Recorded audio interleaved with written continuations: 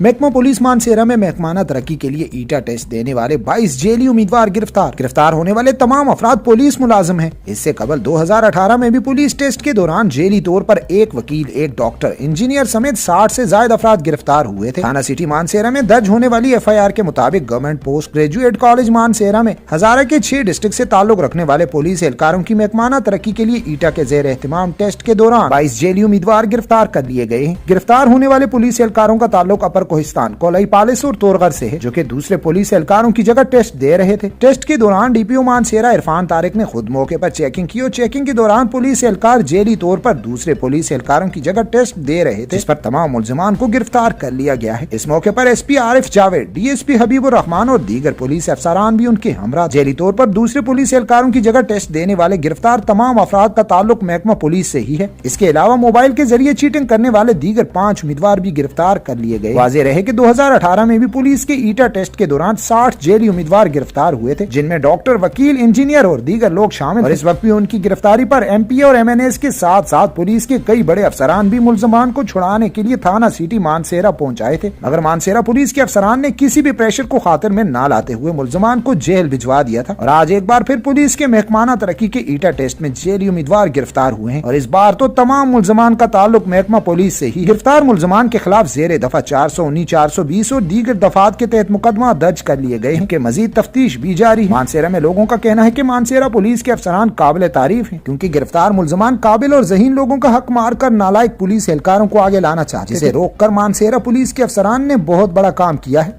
दूसरी तरफ टेस्ट में बैठे दीगर उम्मीदवारों का कहना था कि इन तमाम मुल्जिमान को करार वाक़ई सजा दी जाए, जो हर बार धोखे से किसी न किसी की जगह इम्तिहान देकर काबिल और मेहनती जवानों का हक मारते हैं।